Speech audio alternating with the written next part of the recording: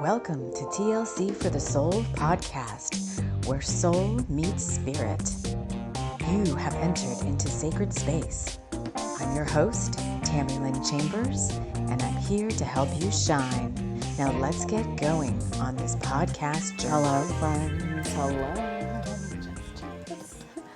Hello. Welcome to the show. Whether you're new, whether you're returning, welcome in. This is actually supposed to be Bringers of the Light Sunday, but I will get to that in just a second of why it's not. But first I want to welcome you here. What we're going to focus on today is the first quarter of 2024. And we're going to do it in a fun way by using the road to Hana as a backdrop for the energies that are coming in this next 3 months. If you're new here, and because so many of you are, welcome in. I'm TAMI Chambers. This is TLC for the Soul. That's how we roll here. Settle in, see how you vibe with our tribe. We've had a very huge uptick of community members joining the TLC for the Soul family over the past couple of weeks. Those of you that have been here for a while kind of know the channel was in a stasis. The channel and the work that we do here has been around for the past 6 years. It's been a journey of perseverance and soul growth and inner work that put any outward growth of the channel on hold. Specifically, the guides were holding back any growth of the channel until all the inner work that I had to do was completed. And that energy has opened up now. I probably won't talk about this too many more times, but it is a little like wow, what's happening? Both YouTube channels, Loveland Tarot and TLC for the Soul, have doubled in subscriber or follower counts over the past couple of weeks. Some of our Romance Daily Shorts over on Loveland Tarot have had over 3,000 views. Again, if you've been here for a while, you're familiar with, the shows getting, 2 or 3 views and, nothing happening. And that is, like I always say, God is my source. God is my algorithm and all of that. And when spirit feels like you need to slow down or something, then stuff like that on the outward world does not grow until you've done the inner work. So if those of you that are new here look at the channel and go like, wow, it's not a very big channel. It's been around for quite some time. There are there's over 400 shows. Use the channel, any of them, Loveland Tarot, TLC for the Soul. We are also on the podcast, any major podcast provider. You may be finding us there. Use the show as an oracle. There's tons of workshops. There's curated playlists in Spotify and on YouTube for a lot of the free workshops we have. Set an intention, scroll through the show, put your finger down, and you will find something to float your boat and to work with you and help you with whatever you're working on at this time, whatever you most need in this now. Before we go any further, I want to wrap us all in love light and light love, inviting in the guides who overlight TLC for the Soul, Archangel Michael, Archangel Metatron, the Pleiadians, a host of many other guides. If you're new here, we work with all the realms, but specifically some that come in more often than not, obviously the angelic realm, dragons. There's a lot of light language on this channel. I'm an author, artist, master healer, angel intuitive, shamanic practitioner, among many other things. So you will find a whole host of different modalities and things represented here on the channel. Just choose what fits you, or if none of it fits you, then, you're free to leave, and you can find somewhere else that resonates with you a little bit more, because we can get, especially at TLC for the Soul on the YouTube channel, on the podcast, we can get very woo-woo, we can go very deep. We have advanced practitioners as well as people newbie on their spiritual path. So we cover kind of a gamut. And there's some of you that may just be in it for the dailies. We do dailies, shorts on, almost daily, on YouTube, Instagram, and TikTok. And maybe that's enough for you. And then, that's fine. And if you want to take your work deeper, we do all sorts of stuff on TLC for the Soul that can get very advanced for our advanced practitioners who are ready to level up. So if that's you, settle in. I like to make everything fun. It's all about child's play, and it's all about romance, and it's all about, we're on the twin flame journey here at TLC for the Soul. So if you're a twin flame, we've got stuff for you. We have some surprises coming up in the new year that we're not quite, they're still cooking in the cauldron right now. But let's get us started on why we're here for this show today.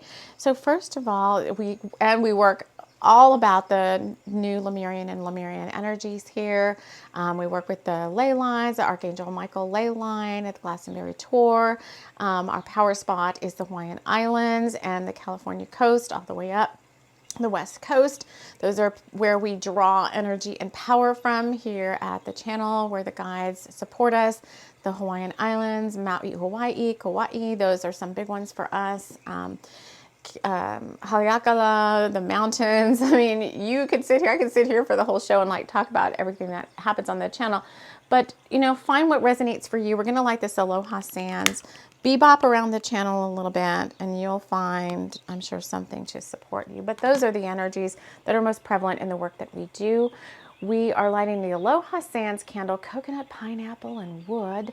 Some of you are listening to this. I know you can't see the candle, but, we always say for folks that are listening, use your master senses, call in your guides to sit with you, maybe get out your own card decks.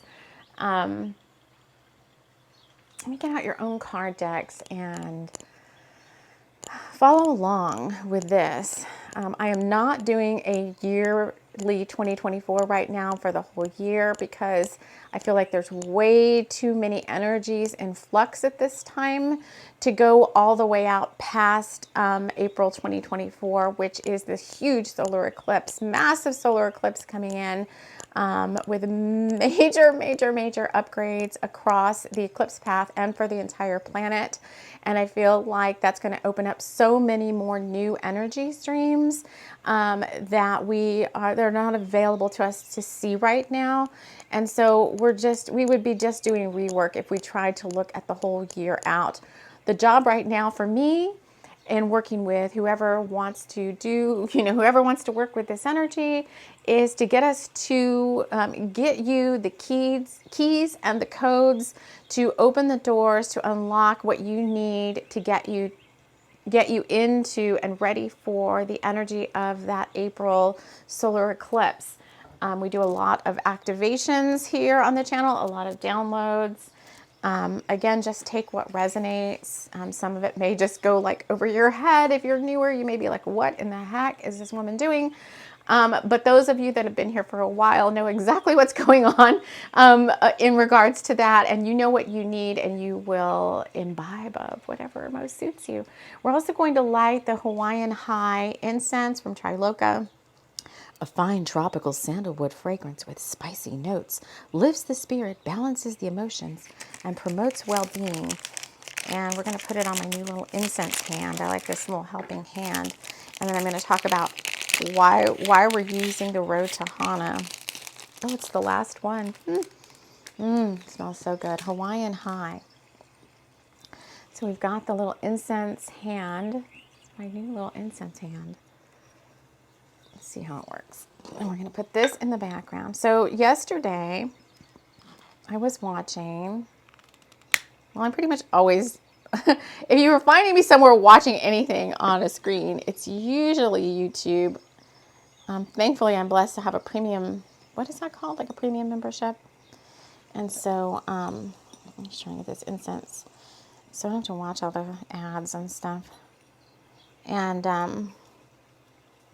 okay, there we go. I was watching one of my favorite channels, which is the candle thing doesn't want to light. Oh, right.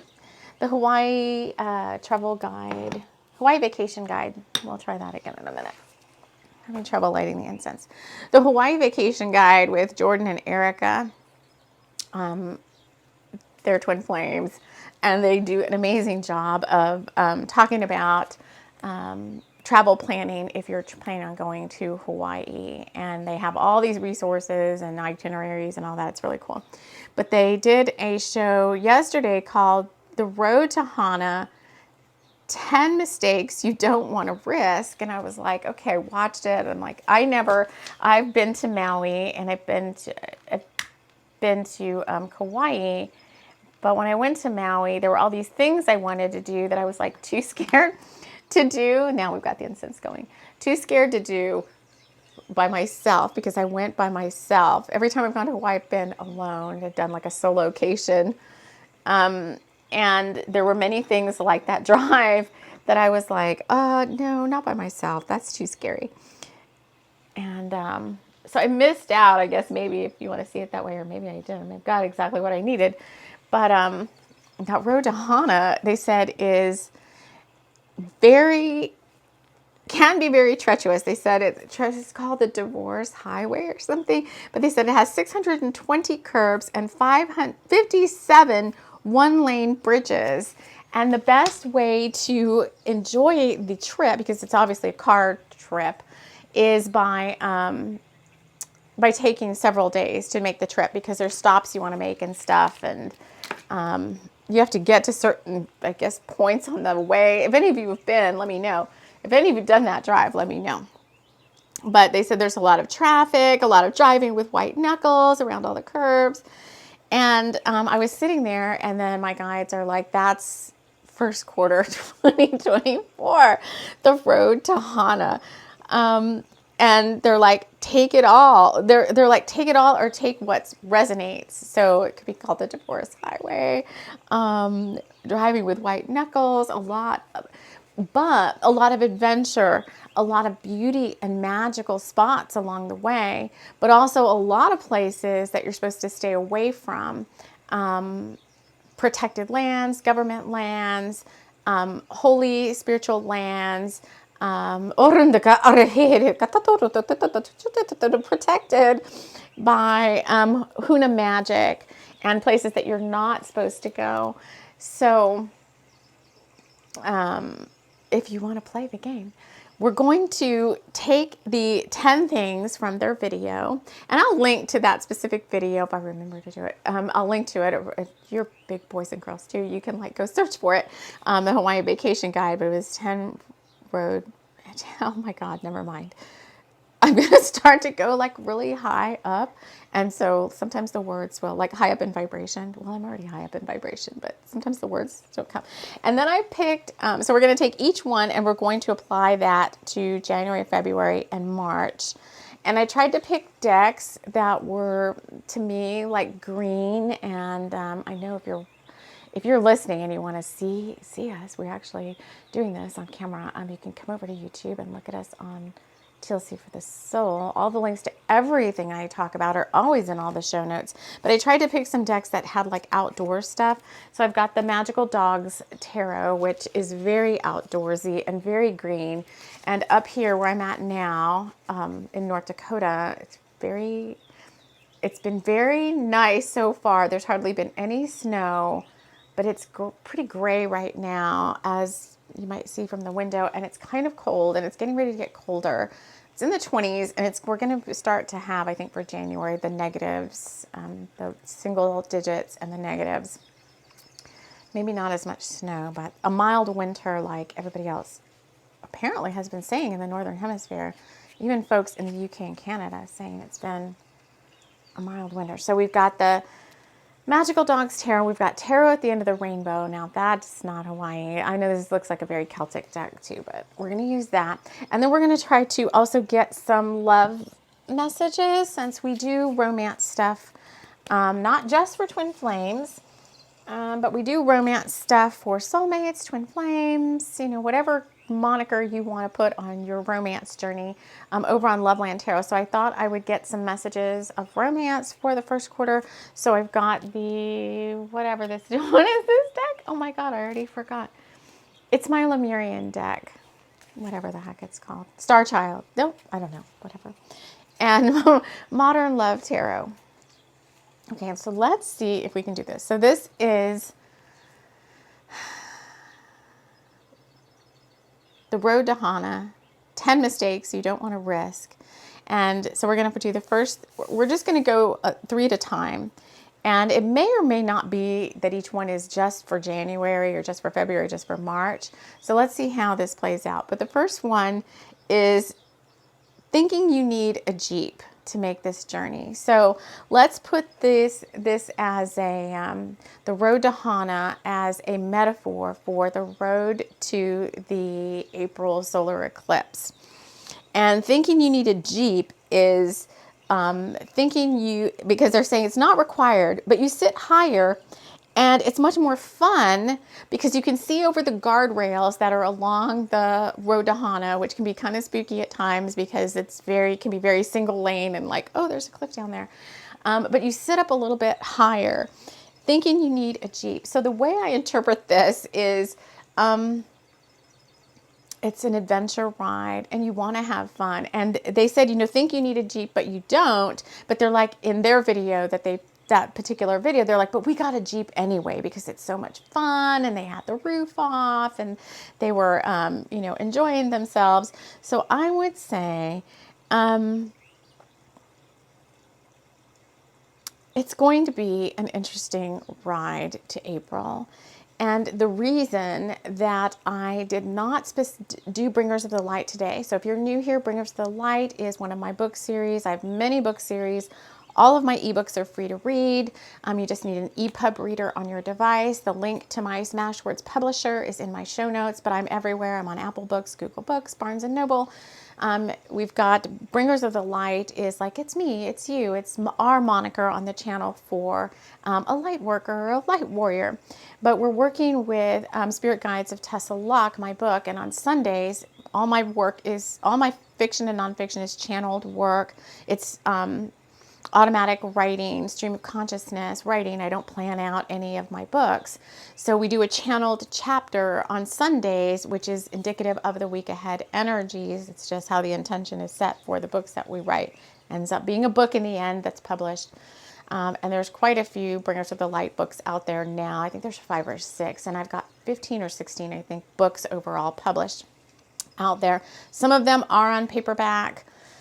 But all of them are on ebook, and all the ebooks are free to read.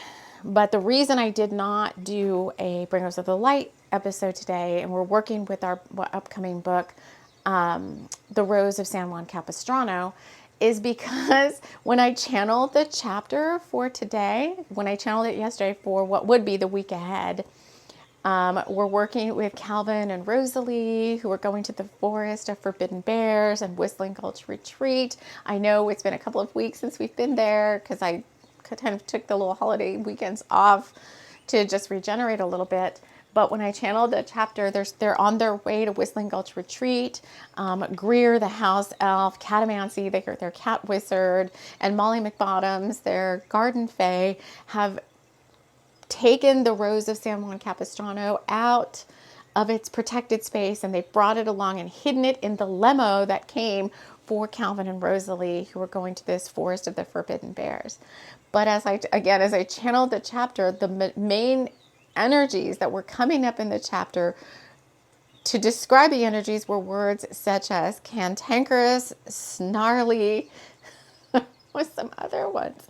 Just energies of overall distaste and discomfort and maybe disappointment. And so I feel like for many of you that have been on this journey for a while, that maybe have some big goals that haven't manifested yet. And I know, myself included, I keep telling you guys that have been here, putting some of those same goals down for now the 4th or 5th year in a row. And there are things that are outside of my control. So I have to wait for Source to deliver those. And we've been manifesting and in manifestation mode. And now we're in the mode of you've done all you can do. You just have to wait for divine timing. And so even myself, I feel persnickety. This is some of the cantankerous, snarly, and persnickety. As I went to start thinking about goals for 2024 because with my teachers, Master Co. and with Master Stephen Co., we're always going to do like a really big clearing workshop on the 1st, which is tomorrow. I'm recording this on New Year's Eve, and really supercharge and get, like he says, give our goals like booster rockets. So when I thought about writing goals for 2024, I was kind of snarly. I'm like, I'm just going to cross out 2020, 2021, 2022, and just put 2024 on some of these same lists of goals because nothing has changed. It's the same freaking list. So I was like, okay, that's not the right energy to be going into the year with. Right? So I feel like maybe some of you might be there a little bit. When you get your goals list out, you may be like, oh, here's that thing again. And you may be inclined to say, well, this may be a good time to say, I don't want that anymore, or I still want that. And for pretty much all of mine, I'm like, yep, still want all of those. Still waiting. So after you watch this, I would invite you to do a little ceremony, a little ritual to bring in your goals for the year, or even if you just do goals to the first quarter, it might be all you can get to at this point.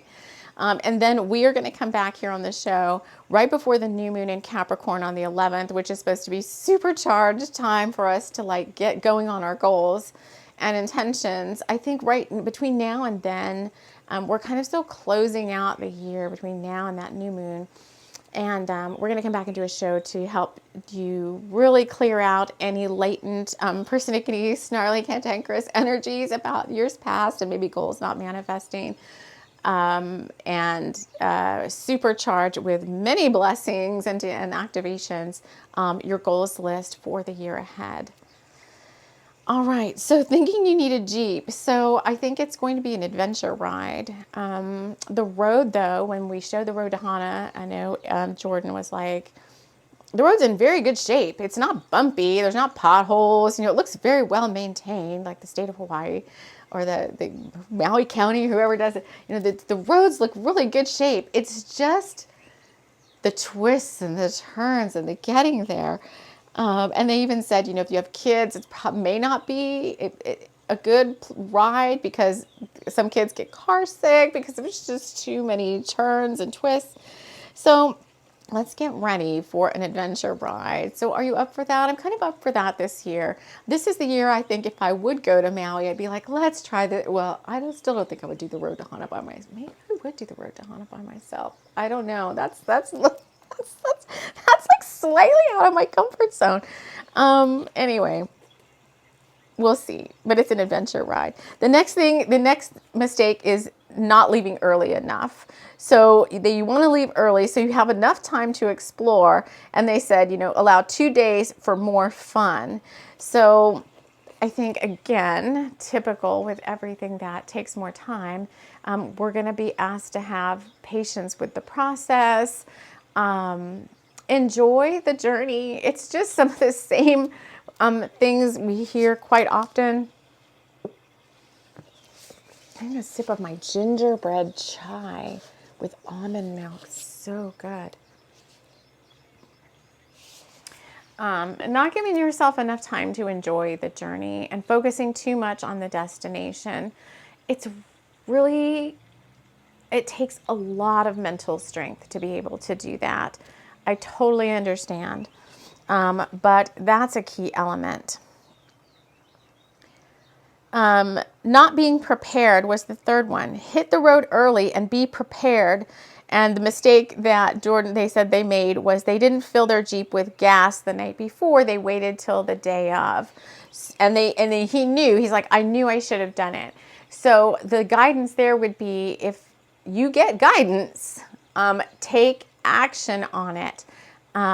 When you get the guidance, don't put it off. And that's very pertinent to our goals and our manifestations, especially right at the beginning of the year, because this Capricorn new moon is going to be this big impetus, because it's not just about the new moon in Capricorn. There were so many trines and sextiles and all sorts of sacred geometry in the astrology that were going to be there pushing you to move forward into this year, the infinity year, because when you add up 2024, it is an 8, which is an infinity sign. So many, if you're a twin flame or on the romance journey, many unions coming up in 2024. But be prepared and take, like Master always says, if you're guided to do something or you get an inspired idea, the best way to make it happen and get a good start is to take massive action on it right away as soon as you're able to, when you get that idea. Because if you don't, then sometimes it just can fizzle out and fizzle away. So let's get a card from both of these decks to see if there's any other messages to support those 3 key points.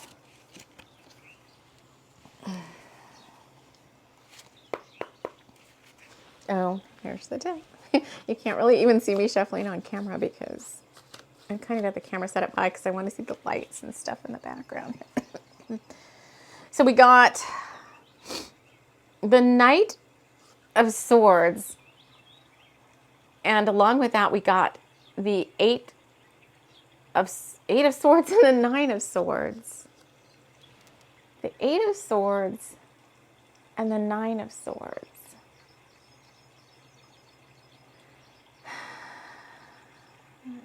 This is what has to be cleared. This is what we need to work on in the next show. This is the thinking you're trapped, thinking that you still have things that you need to think about before you can move forward. Oh, there's this dog. I think this dog thinks that he's stuck and he can't make it over this big fence, but it's like, that's not really so. Thinking that you can't overcome certain obstacles, or thinking that there even are obstacles in your way, because this has been coming up in the daily readings, the daily pulls that I've been doing. The past couple of days, it's like everything's fine, everything's moving forward.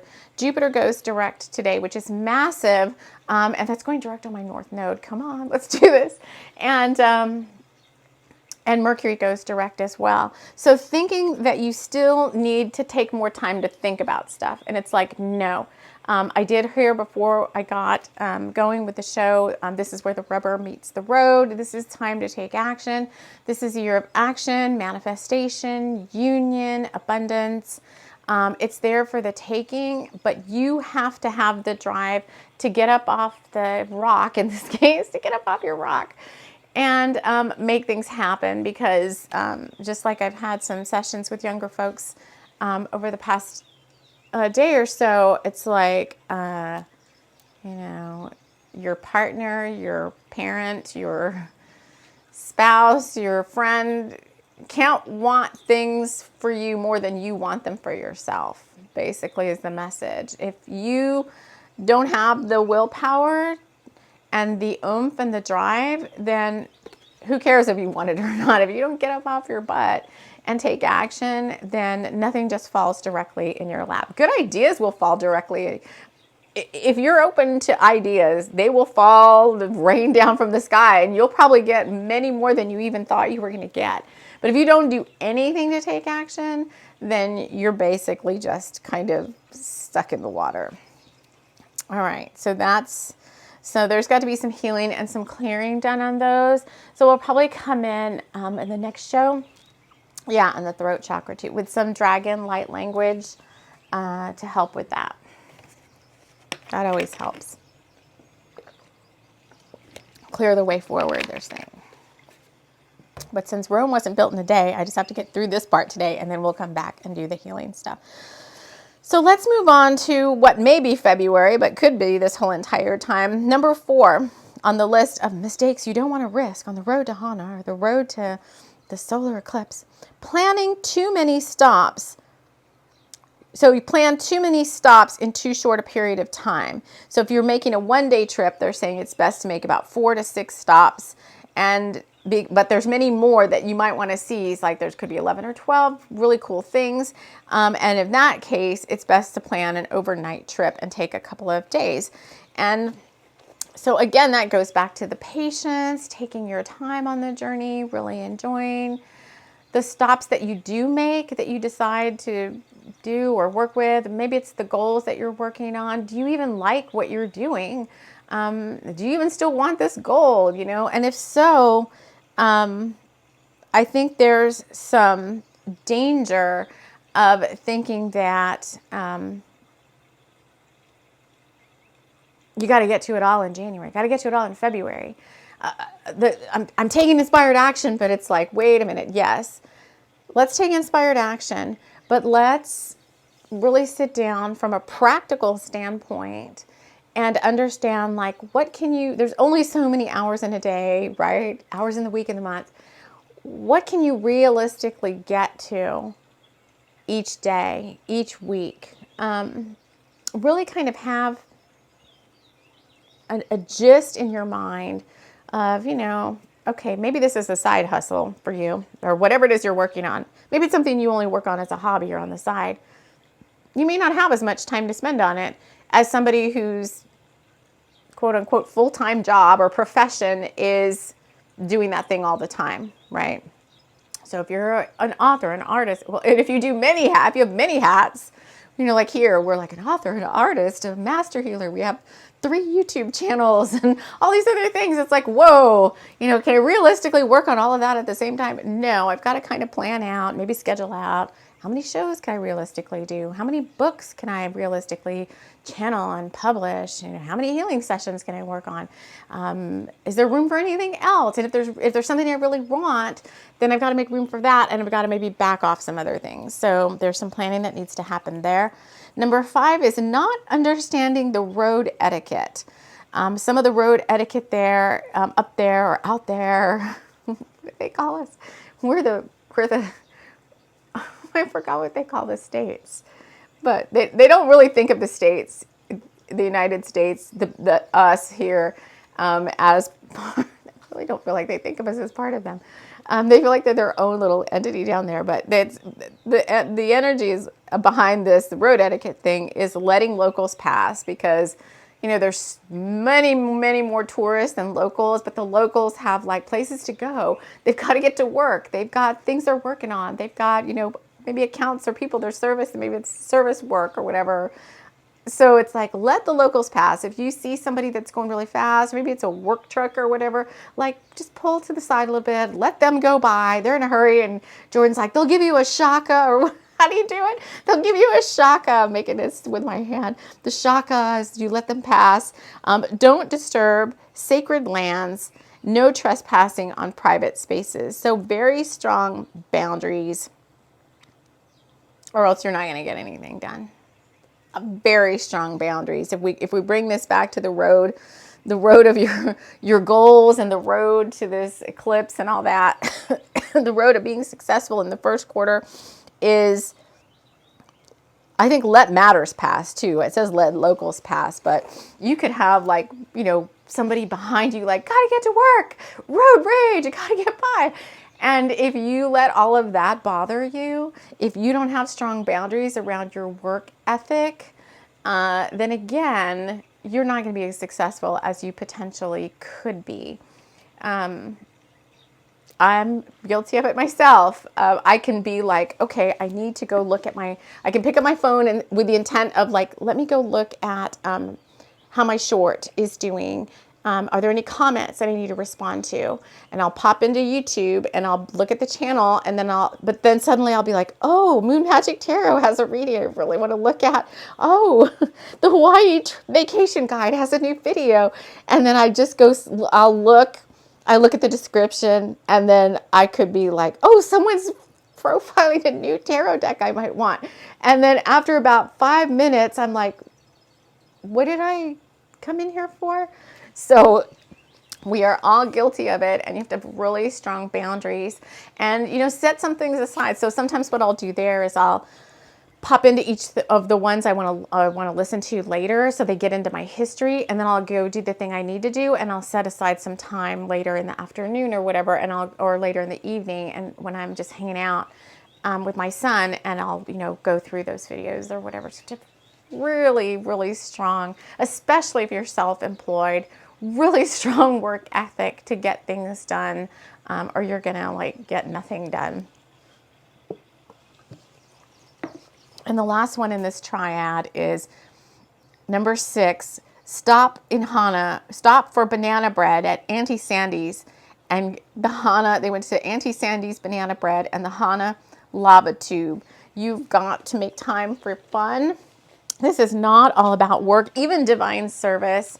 Well, everybody that's here watching is doing some sort of divine service work, whether you're aware of what you're doing or not.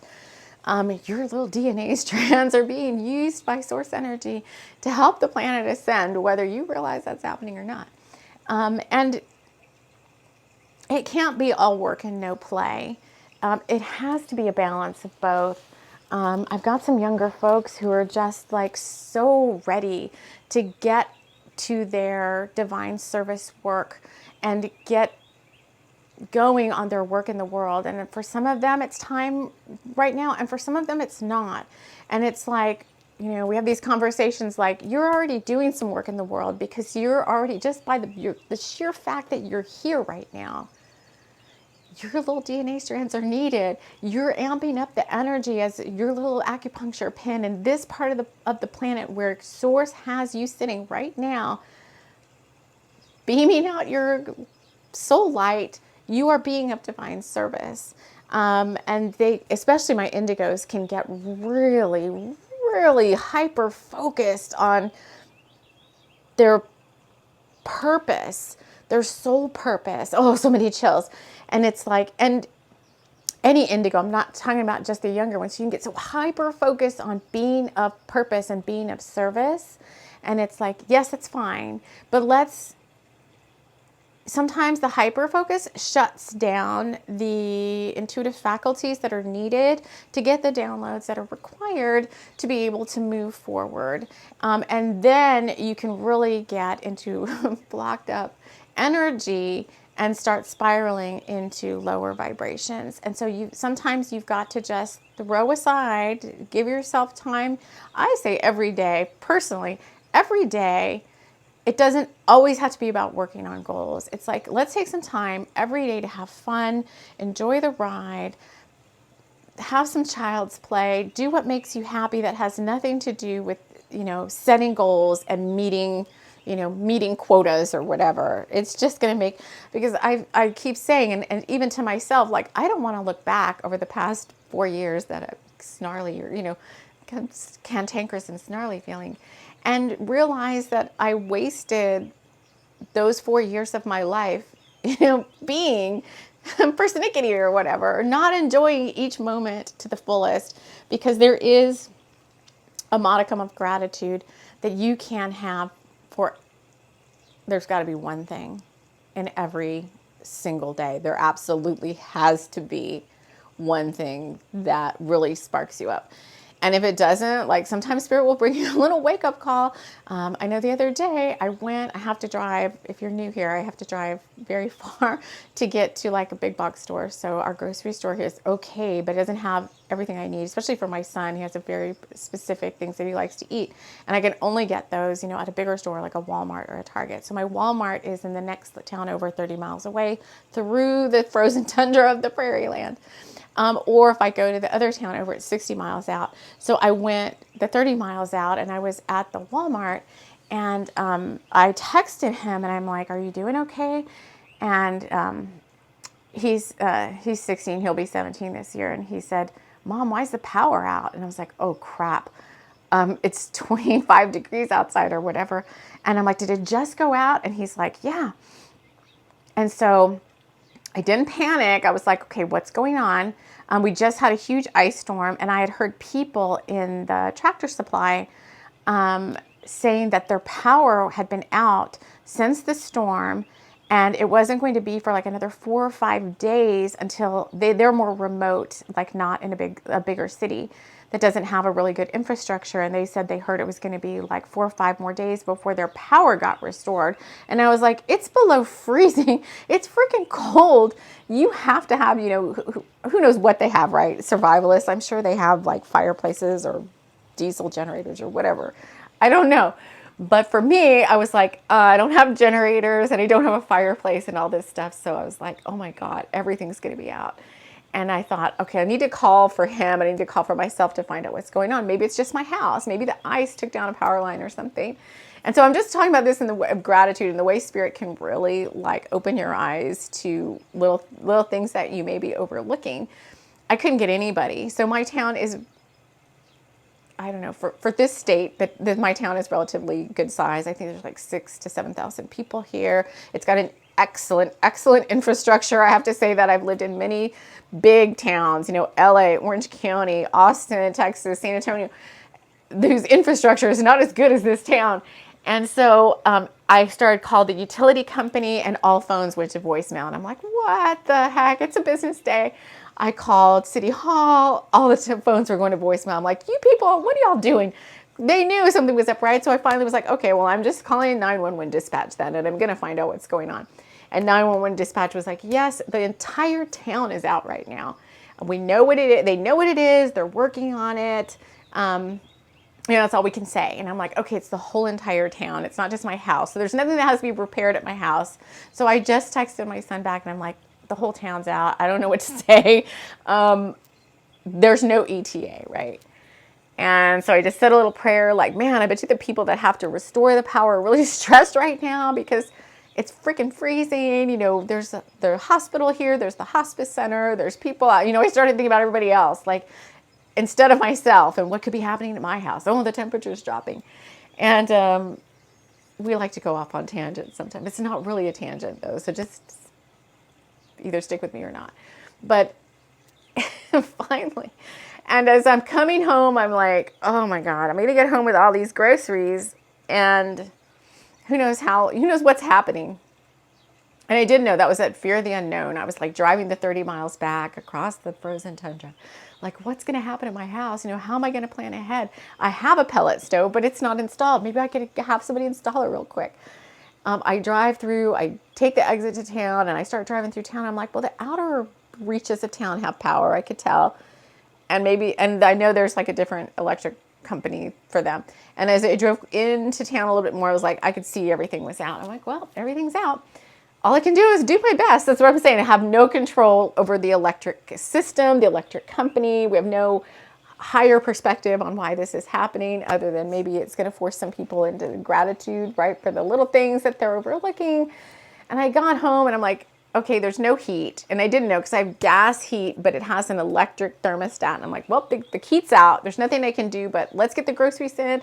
Let's don't open the door so many times so the cold air is going in and out. And we'll just have to figure it out. And I told him, I'm like, well, if worst comes to worst, we go to the car or the town over has electricity. We'll go to a hotel over there. So I was like, okay, I think I have a backup plan.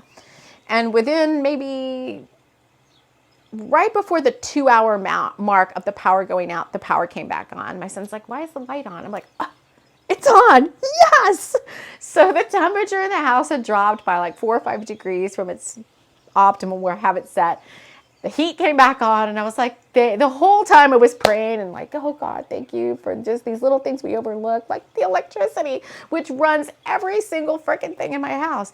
It's like, somehow there's got to be another way to not be dependent on the grid, right? So anyway, that is my story about being grateful for the little things, enjoying the journey. There are things that are outside of your control. You have no power over what other people do. And now is probably a good time to get a romance card out for this first quarter for folks and just see if you're in a persnickety mood about romance. One of the Angels, Guides of Lemuria. Oh, this is the Lemurian. It's the Lemurian Star Child deck by another pair of twin flames. Okay, and then the Modern Love Tarot. I'm Gemini sun, so I can talk a lot. It's like, are you up for that or not? Today's just one of those days. Okay, so for romance, we're just cutting in with romance before we do the last 3 of these things. We come up with number 10, Cities of Light. Oh, and one of my most favorite cards in this deck is this Page of Cups. She is just super, super cute. It's like a little girl. So Cities of Light is Mount Shasta, and it's a call out to my, part of my soul family underneath Shasta in Telos. We've done work with Telos before. If you're not familiar with Telos, you can look it up. I don't want to go too far, but I do have somewhere in the show a journey to Telos, a light language journey to Telos. A lot of my Lemurian family from Lemuria, when Lemuria fell, went underground and moved into Telos under Mount Shasta. What does this have to do with romance? And this Page of Cups is like a little girl. I just love the look on her face. She's got a little boat, homemade boat. She's sitting in a little, I don't know, puddle or lake or whatever. She's got 2 lanterns next to her, and she's got a fish jumping way up out of a cup, and she just looks so super. This is like my big inner child card. Okay, so for romance for the first quarter, obviously we're being guided by forces unseen, bringing more couples together that are forming higher vibrational unions. This could be twin flame, it could be soulmate, it could be friend mates, partners in crime. 2 people coming together. It doesn't have to necessarily be romantic, but with this twin flame, and there's 2, I have no idea really what's happening. Oh, it's like the portal to Telos in this card, but it's very hard to see what's happening here. Okay, if I remember the journey to Telos, you have to be of a very high vibration to even access the Telosians. They have, yes, okay, I'm on the right track. They have a magical portal into their world. But if you are not pure of heart and you don't have a high level of integrity, and high vibration, you can't even reach them telepathically or energetically. So you have to go in with a very open heart, a very childlike wonder, a very open mind to be able to reach that level, that vibration. And I feel like these are the types of relationships that are coming in for the year of 2024. You have to go way up to be able to access them. And that's why they have not manifested yet. So if you, yes, okay, big chills. So chills is my confirmation. If you're new, when I get when you hear me say big chills, that's the guides pinging me energetically. What I'm saying is what the key points that they are wanting me to make here. These are very high vibe, soul family, coming together with other soul members that you have not accessed in quite a many lifetimes. Maybe since your Lemurian lifetime or your Atlantean, if you loved Atlantis, which I did not, but if you loved Atlantis, it could be an Atlantean lifetime, or a lot of them too are off planet, because the vibration needed for the 2 beings to come together was so high that it could not even be obtained on Earth at that time. And so now the grids and the ley lines and the gates and the energy of Gaia are so much higher than they were before that we are able to reach those ecstatic states of high vibrational energy that allow for these types of soul unions to come into being. And right now what's happening, and it's been happening for the past couple of months, they're saying it's been happening since the Lion's Gate last year, is to prepare our energy bodies and our soul signature and our our electric, our EMF, our own internal EMF field, to be able to handle the high vibration when 2 souls of a majorly high vibration come together in these types of unions. So back to the have patience and enjoy the ride. And if you start to feel persnickety, cantankerous, or snarly about your union, then you're being asked to just tap into your own inner child and just go back to what you know, which is God is your source. You have to wait on divine timing. You just have to wait.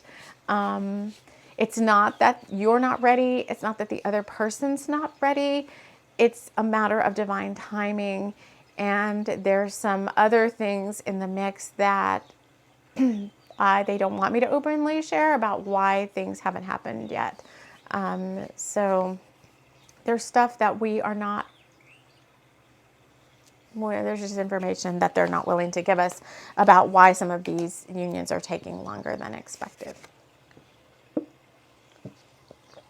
All right. So I noticed those two, the romance thing came in right about when we were talking about the month of February. So that's a 2-month. There's the 2 gateway. There's the 222. There's this time period between 22 and 222. So it looks like there's a heavy focus there on romance energies for the month of February. And again, based on this Road to Hana thing, it's like just be prepared. All the things we said, plan to enjoy the ride, have some strong boundaries around certain things, and make sure you stop for banana bread at Auntie Sandy's. All right, the last 3 things. Be ready for the weather of a rainforest climate. And so their thing was be prepared for anything. And their anything, which I thought was really cute, because if I was up here, I'd be like, well, be prepared for anything right now would be like, okay, I need my ice cleats. I need my warm clothes, maybe my my electric vest. You know, if I go out, I need to make sure my car's got enough gas, all these things, right? Maybe I need to make sure I get my pellet stove installed. And down there, the be prepared for anything was the rainforest climate means could potentially be some warm tropical rain that just starts falling, and you may not have like a rain jacket. You may be caught unaware in a little rainstorm. But Jordan's advice was just embrace the change. You know, if it goes from sunny to like a little tropical rainstorm, he's like, hey, you're still in a tropical island. It's, you know, nothing's going to happen but a light sprinkling of rain. And with the rain comes the rainbows over there. So be prepared for anything coming up. The next thing was not making reservations for Black Sand Beach. So there's some beaches out there along the road to Hana, which are by reservation only. If you don't plan in advance, you don't get to go to the beach. But it's not just even planning in advance, like I'm going to go make a reservation. You have to determine your route. Okay, you're on the road to Hana. What time are you leaving? How long is it going to take you to get to this beach that needs this reservation? Because maybe you need to make a reservation like from 2 to 3 or whatever. Well, are you even going to be there for, at 2 o'clock? Depends on what's happening. So there's a lot of like pre-planning and maybe asking for some intuitive guidance about when's the best time to reserve this beach time. So plan ahead was a big one. And number 9 was they have over 100-year-old bridges on the road to Hana. And there's this part of the drive called doing the backside of Haleakala, which is driving along the backside of the mountain, which is this very treacherous drive. And it's very treacherous because it's a one-way dirt road. If you're coming up and somebody else is coming down at the same time, one of you has to back all the way out in order to let the other one pass. There's nowhere to pass. There's no cell phone service, no emergency roadside assistance. And so if you're in a rental car company, say the rental car company that you get possibly your Jeep from is like, we don't want you doing the backside of Hana because if you break down out there, that's it. We can't come help you. And Jordan and Eric are like, well, we've done it anyway. We've done it, and we've done it quite a few times. So they feel like they're very proficient at doing this drive up the backside of the mountain of Haleakala. And the other thing is, well, if you don't like any of that, if you don't like any of these 9 things, you can just always like sit back and take the guided van tour and just go on a relaxing journey and let somebody else do all the driving. So I feel like that's just kind of like, is it giving up? No. I think what that is the ultimate in surrender, that part. Like, you can always just take a guided van tour and take a relaxing journey. That would be the ultimate in surrender, is just like throwing it all to source and just saying like, I'm not going to set any goals. I'm going to just let This is very dangerous, guys. You have to be very aware here. So I'm going to caveat this. It's surrendering everything to source, taking action as you're guided, not planning ahead really in some aspects of like, I think it's more around your goals, not like in your life. Like, please like plan ahead. Like if you're going to take a trip or something, I can't not plan ahead if I'm going to go 30 miles to the store in a snowstorm, right? So it's not like, let's not give up our common sense, but it's more like, I'm not going to set any goals. I'm just going to let what happens, which is part of the way of doing the Tao. And part of like the Taoist philosophy is very much more going with the flow. Yeah, that's the one. It's much more going with the flow. It's not having a lot of set in stone plans. Sometimes when I hear like Master Ko say like, you need to like write this goal down and how much time you need to spend on it, and you need to know exactly when you're going to finish that goal. Some of us, not necessarily all of us, are on a journey where we are meant to experience what it means to go with the flow. And in doing such, we have not as much control around the when things are going to happen. And so for me personally, this may be you, or you may just totally cringe at what I'm saying, but for me personally, lately on this spiritual journey, the journey has been about let go and let God. And so for me to sit down with a goals list and schedule every single thing and say like, this thing's going to be done here, this thing's going to be done here, this thing's going to be done here. Every time I do that, they pull me out of that. And they're like, no, you act when you're guided to act. You push forward when you're intuitively guided to push forward, because that's not your journey anymore. My journey used to be that. I was in corporate IT. I was in the corporate world for over 30 years, and so I think I get a little bit of a reprieve now. I don't have to like, quote unquote, what is it, like bow down to the man, out of the matrix. And so I think for this part, I get a little bit more of a clear of a flow, where I don't have to be so hyper focused on timelines and goals and being here. Obviously if I have an appointment, I have to be at an appointment at a certain time, but like, come on, work with me. And I get a little bit more fluidity in the timelines of things.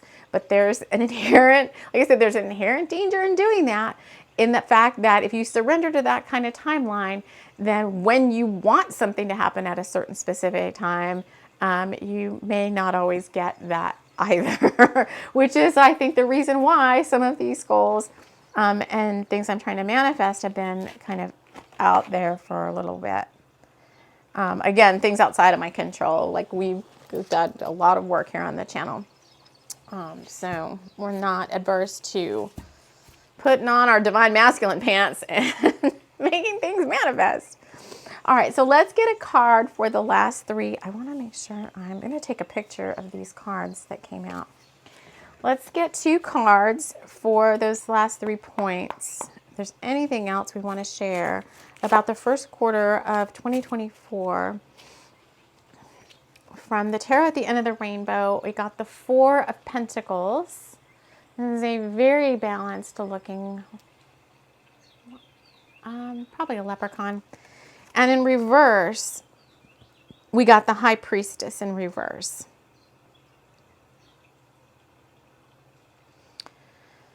Yeah, he's sitting on a really big magic mushroom too. He's very balanced. It's a balance. It's a balance between the 3D and the 5D. Finding a healthy balance between the 3D and the 5D. And when you're in the 3D, allowing the magic to show itself and make itself known around you. And when you're in the 5D, as the case of this High Priestess, who has got one toe in the water. It's very much the Temperance card, even though it's the High Priestess. She's got one foot in the water and one foot on land. She's got one finger up to the heavens, which has got this big rainbow coming down. All of her eyes are covered. All of her eyes are covered. She has like a huge crescent moon over her third eye. And she's holding a book in her hand like, oh, how are you going to read that when you have all your eyes covered? And if she's walking, she looks like, whoops, I might just walk into this water and stumble in. So if you're high up in the etherics, bringing in all your divine downloads and stuff, stay very balanced with what's going on around you from a 3D perspective. Keep yourself grounded, keep yourself focused. Big energies at play between now and this solar eclipse in April. All right, friends, the messages are starting to wind down. I know this was a long show, but this is going to set the stage for the next 3 to 4 months. So this is something you could go back to periodically, and we're going to match this show up with its twin, which is coming in to get your goals down on paper or on your notepad or wherever you're going to put them. Handwriting is a very powerful treasure. And they said weapon. Yeah, handwriting can be a very powerful weapon too. And then we're going to come in with a show to do blessings and stuff, most likely next Sunday, to do the energy work that is needed to help you move these things forward. So without further ado, thank you so much for being here with me. Thank you for hanging out. Thank you for enjoying this time with me. I enjoyed being with you. And we will see you all again soon. Take care. This episode has been brought to you by Frolicking Fraulein. Interactions with Frolicking Fraulein could bring on magical, mystical euphoria, dizziness, lightheadedness, sudden feelings of losing all sense of 3D reality. Oh no, someone's been a naughty Frolicking Fraulein.